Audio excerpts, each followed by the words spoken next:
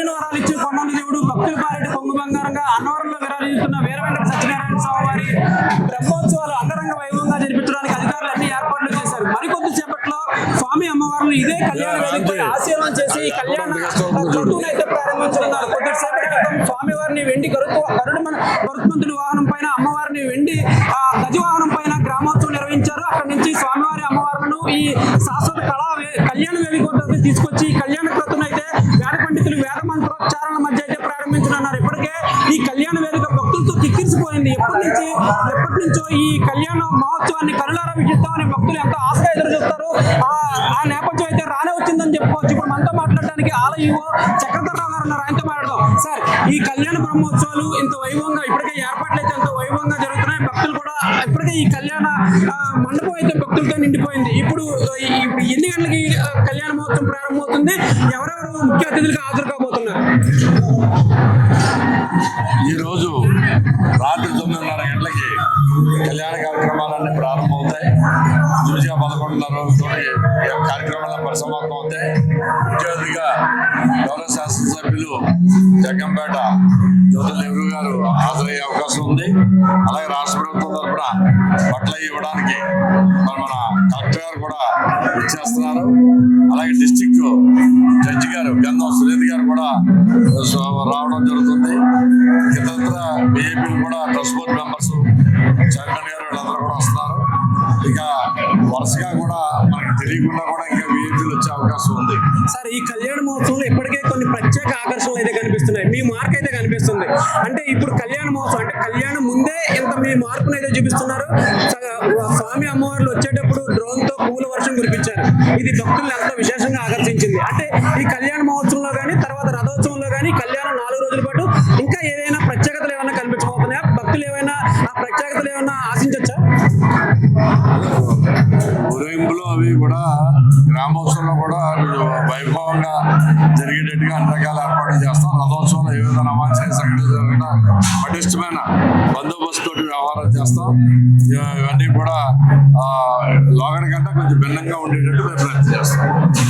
Sir, ఇప్పుడు ఈ కళ్యాణ మహోత్సవానికి ఎంతమంది భక్తులు హాజరవుతారని మీరు అంచనా వేస్తున్నారు? సుమారుగా లాస్ట్ ఇయర్ 10,000 వస్తారని ఎక్స్పెక్ట్ చేశారు, వచ్చారు.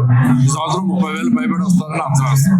సార్, ఈ కళ్యాణ మహోత్సవం అనంతరం భక్తులకి స్వామివారి ప్రసాదాలు పంపిణీ చేయడానికి ఎటువంటి ఏర్పాట్లు చేశారు? అన్ని రకాలుగాను ప్రసాదాలన్నీ కూడా తయారు చేసి పెట్టాం. ఈ గ్యాలరీస్ లో అవగాహన ప్రతి ఒక్కళ్ళు కూడా ఈ గ్యాలరీలో ప్రసాదం సేకరించి వెళ్ళి ఏర్పాట్లు చేయడం జరిగింది. సార్, ఇప్పుడు రథోత్సవం గురించి చెప్తున్నాం. అంటే రథోత్సవం ఈ స్వామివారి కళ్యాణ మహోత్సవానికి 2 రెట్లు ఈ రథోత్సవంలో ఎంతో జాగ్రత్తగా వ్యవహరించాలి. రథం తిరిగేటప్పుడు కానీ ఆ చక్రాలు మానవీధుల్లో కానీ ఆ తార్ రోడ్డు మీద రథం కూడా వేగంగా వెళ్తుంది. అక్కడ ఎటువంటి బందోబస్తు ఏర్పాట్లు చేశారు? వాటికి ఇదివరకు కంటే 3 రెట్లు పటిష్టమైన బందోబస్తు ఏర్పాటు చేయడం జరిగింది. రూప్ పార్టీ ఏర్పాటు చేయడం జరిగింది. అలాగే మేము 150 మందిని అదనంగా హైర్ చేసుకోవడం జరిగింది. ఇవి కాకుండా ఎస్పీ గారు కూడా స్పెషల్ పోలీస్ ప్రొటెక్షన్ కూడా పంపించడం జరుగుతుంది. ఇవన్నిటితో స్ట్రెంగ్తన్ చేసుకుని ఏ విధమైన అవాంఛనీయ జరగకుండా పటిష్టమైన చర్యలు తీసుకున్నాం.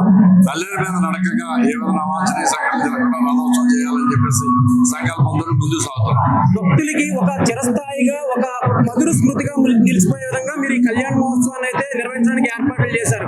అలాగే ఇక్కడికి వచ్చే భక్తులకి అన్నదానంలో కూడా మీరు కొన్ని మార్పులు చేర్పులు చేశారని చెప్తున్నారు. అవి ఏంటి సార్? ఈ రోజు నుంచి కూడా స్వామివారి ప్రసాదం అన్నప్రసాదంగా అన్నం తినే టైంలో ఏర్పాటు చేయడం జరిగింది. ఇది ట్రస్ట్ బోర్డు నిర్మాణం మేరకు ఈ రోజు నుంచి కూడా మంచిదని స్వామివారి కళ్యాణ రోజులు ప్రారంభించడం జరిగింది. సార్, ఇప్పుడు ఈ కళ్యాణ మహోత్సవం అనంతరం భక్తులు ఎంతో భక్తి శ్రద్ధలతో తీసుకునేది స్వామివారి ముత్యాల తలంబరాలు. అవి పంపిణీ చేయడానికి అవి తీసుకోవడానికి భక్తులు అయితే ఎగబడతారు. అక్కడ పోలీసులు భద్రతా ఏర్పాట్లు ఎలాగొన్నా ఎన్ని వేల మందికి అయితే ఈ ప్యాకెట్లు అయితే సిద్ధం చేశారు? 30,000 మందికి మేము ప్యాకెట్లు సిద్ధం చేస్తామండి. ఆ ఇబ్బంది లేకుండా ఉండడం కోసం ఇక్కడ ప్రయత్నం చేస్తాం. ఇది ఇక్కడ పరిస్థితి. సుమారు 30,000 మంది అయితే ఈ కళ్యాణ మహోత్సవాలు ప్రత్యక్షంగా ఈ ఆలయానికి అయితే పోటెత్తుతారని చెప్తున్నారు. మరోవైపు రథోత్సవం నిర్వహించడానికి జరిగే రథోత్సవం కోసం సుమారు 350 మందిని పోలీస్ బందోబస్తు ఏర్పాటు చేశాము. రోడ్ పార్టీ కానీ ఎస్డీఆర్ బృందాలు కానీ రేపు అన్నవరం నుంచి చేరుకుంటారు. ఎటువంటి ఇబ్బందులు లేకుండా ఈ కళ్యాణ మహోత్సవం సక్సెస్ఫుల్ గా కంప్లీట్ చేయాలని ఈ రోజు చెప్తున్నాను. మరోవైపు ఇక్కడికి ఈ కళ్యాణాలు చూపించడానికి వచ్చే భక్తులకి ఈ కళ్యాణ మహోత్సవం ఒక మధుర స్మృతిగా మిగిలిపోనుంది. భక్తులకి చిరస్థాయిగా ఈ మా కళ్యాణం అయితే గుర్తుపెట్టుకుంటారని ఈవో చక్రధర్రావు చెప్తున్నారు. వెంకటేశ్వర